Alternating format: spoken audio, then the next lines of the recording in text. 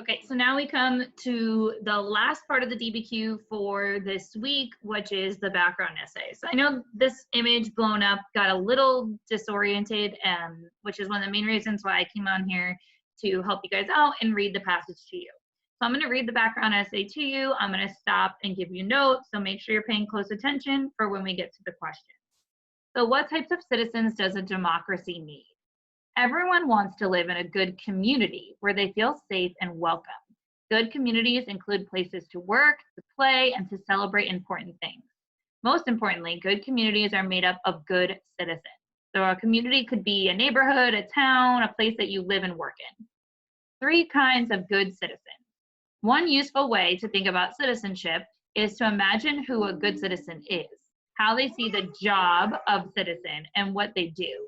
Here are three possible kinds of good citizens. Personally responsible citizens. Personally responsible citizens act in a responsible way. They're responsible for themselves. They pay their taxes, keep their property clean, and obey the laws of the community. They might contribute to or collect canned goods for a food drive. They may volunteer their time to community causes. Personally responsible citizens try to be honest, fair, respectful, and self-reliant. They try not to be a burden to the community.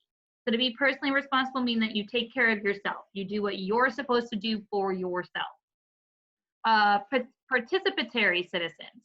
Participatory citizens take a more active role in the affairs of the community. So these would be those actively participate citizens. They volunteer to serve on community committees and organize community events. They organize the food drive, coordinate the community blood drive, host the neighborhood block club, or serve on the city council. Participatory citizens look after their fellow citizens. They create opportunities for people to work together. Then we have the justice-oriented citizens. So these are the ones that would be addressing the root of the problem. Justice-oriented citizens are concerned with what is happening in their community and the larger society. They look critically at the reasons for a problem. They push for specific changes to address a problem at its root. While a personally responsible citizen might donate a can of food and a participatory citizen might organize a food drive, the justice-oriented citizen asks why people are hungry in the first place and tries to fix the problem at its source. This kind of citizen is concerned about social justice, so social equality. Of course, a good citizen needs all kinds of good citizens. I'm sorry, let me read that. Of course, a good society needs all kinds of good citizens. Who would want to live in a society without personally responsible citizens, where no one believes they should look after themselves?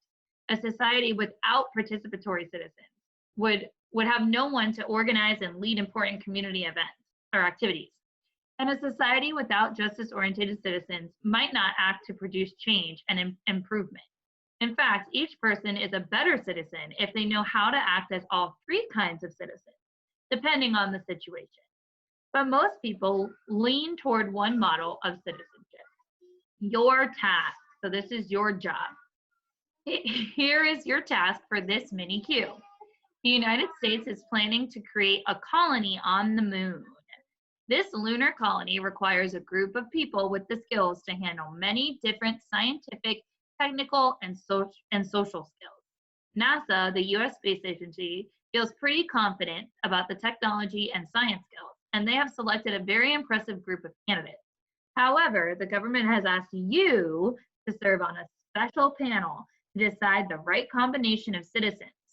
A total of 1,000 settlers will be chosen for this first colonization. You must decide on the right mix of citizens: personally responsible, participatory, and justice-oriented. How many of each will you choose? The government needs your recommendation. After deciding on your numbers, and they must add up to 1,000, explain why you picked the number of each kind of citizen. Use the 3 citizen types featured in the documents to help make your argument. So this is going to be an opinion essay at the very end of this. We are making your own moon colony. All right, so below here are the questions that you are going to answer. What are the 3 types of citizens? What is an example of a good citizenship for each type? So that means 3 sentences, 3 answers, because they need a good example for each type. In your own words, what is the task for the DBQ? So what is our task? What are you creating? And then you're going to define one of these terms based on the text. Community, self-reliant, and lunar. Just one, okay? Remember, in order to submit this assignment, I'm going to click this blue submit assignment at the top. I would then type in my answer. So number one, I'm going to restate the question. So what are the three types of citizens? The three types of citizens are, and then I would list them. Then I put a space, okay? And then once I'm done, I'll click the blue submit assignment button. And then I'm done. Yay! All right, guys, keep up the good work.